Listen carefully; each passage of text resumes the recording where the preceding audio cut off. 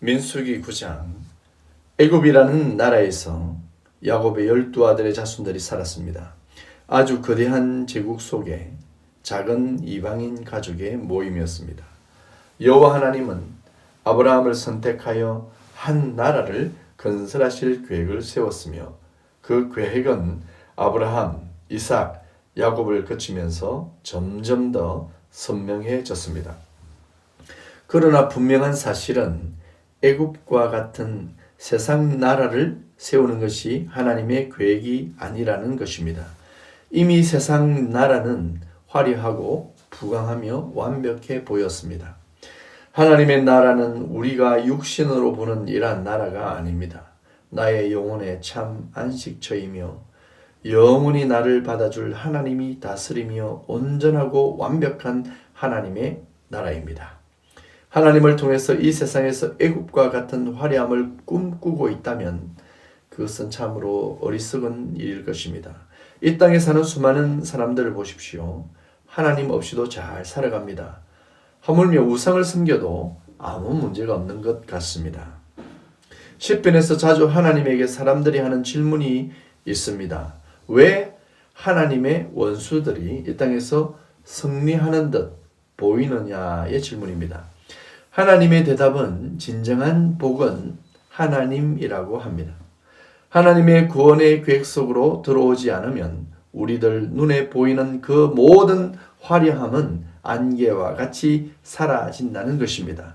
그렇다고 해서 성도는 이 땅에서 모든 것을 포기하며 살라는 것은 아닙니다. 하나님을 소유하고 하나님이 주시는 것으로, 하나님이 나에게 공급해 주시는 것으로 이 땅에서도 천국을 누려야 할 것입니다. 하나님이 주시지 않은 것은 그때가 되면 다 사라질 것이기 때문이며 우리 인생은 한계가 있기 때문입니다. 하나님 없이 잘 된다고 생각하고 바라보는 시각이 매우 사탄적입니다. 그리고 그 유혹에 넘어간 자는 하나님을 더 이상 기대하지 않을 것입니다. 하나님 없이 잘 되는 것은 저주입니다. 외국에서 잠시 지낼 때 한국의 유명 연예인을 만난 적이 있습니다. 그는 카지노에서 도박을 했고 큰 수익을 짧은 시간에 얻게 되었습니다. 힘든 연예계 삶보다는 좋았는지 아니면 쉽게 돈을 벌 수 있다라고 확신을 했는지 다시 도박의 늪으로 자신을 던졌습니다. 얼마 지나지 않아 그는 수많은 재산을 잃고 큰 빚까지 지게 되었고 언론은 그의 이름을 부끄럽게 만들어 화면에 도배를 했습니다. 그리고 그는 타향에서 거지같이 살았습니다. 참으로 안타까운 일이며 처음 카지노의 수익은 그에게는 독약과 같은 것이 되었습니다. 하나님 없이 잘 된다고 믿는 그 영혼이 하나님을 찾을 일은 없습니다. 하나님 없이 세상을 가져보고 우상을 섬겨 더 잘 되었다라고 생각하는 사람은 결코 하나님의 자리를 내어주지 않을 것입니다. 우리는 고난의 시간에 하나님을 찾아봅니다. 내게 결코 답이 없는 그 순간에 하나님을 알고 싶어 합니다.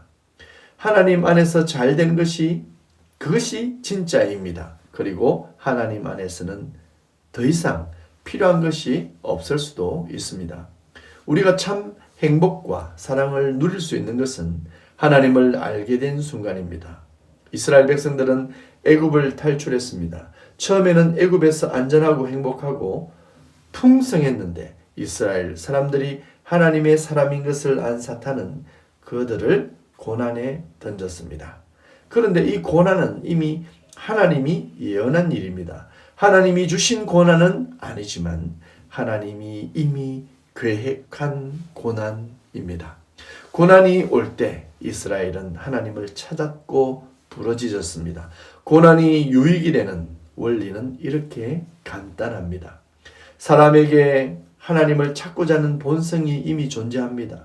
그 본성이 활발하게 움직이려면 광야와 같은 시간을 보내는 것이 유익한 것입니다. 예수님이 이 땅에 오실 때 가난한 자, 병자, 고아와 과부들에게 희소식이 되었습니다. 그런 부자나 건강한 사람 그리고 다 가진 자는 하나님이 싫어하시나요? 저주하신 것인가요? 그것은 아닙니다. 그러나 그 부유함과 건강이 하나님을 의지하는 일에 방해가 되기도 한다는 것입니다. 우리는 십자가를 지고 예수님을 따라가야 합니다. 예수님이 십자가를 지셨으니 우리는 황금 마차를 타고 그냥 가면 될 텐데 우리의 십자가를 지고 나를 따라오너라 라고 하셨습니다.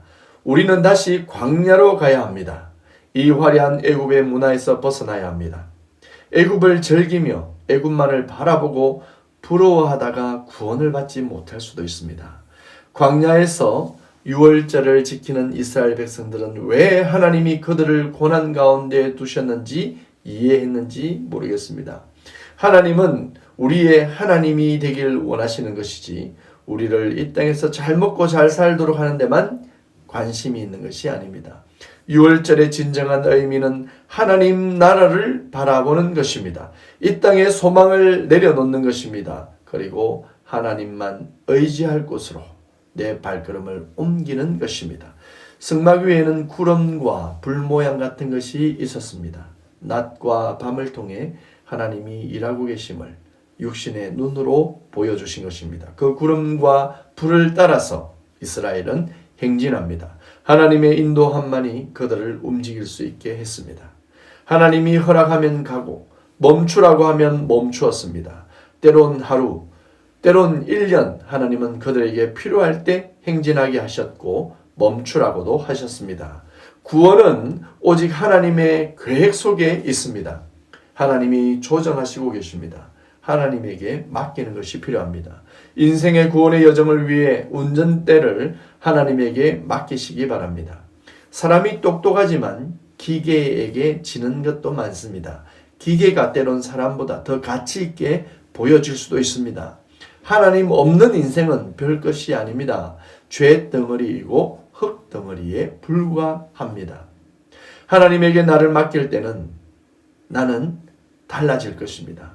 사랑하는 여러분, 하나님의 인도를 받으시길 축복합니다. 마음대로 가지 말고 내 좋은 대로 결정하지 말고 하나님의 인도를 받으시길 바랍니다. 어떤 일을 맡길까요? 어떤 일이 중요합니까? 모든 일을 하나님에게 맡기시기 바랍니다. 내가 호흡하고 걷고 생각하는 모든 것을 하나님과 함께 합시다. 내가 하나님과 연합되어져 있는 사실을 꼭 기억해야 하겠습니다. 우리는 이미 하나님과 항상 함께하고 있는 것입니다. 나의 삶 전체와 내 인격 전체를 하나님에게 드립시다. 그리고 맡겨드립시다. 나를 하나님께서 복되게 인도하여 주옵소서. 나를 하나님께서 복되게 인도하여 주옵소서라고 고백하시는 하루가 되시길 축복합니다.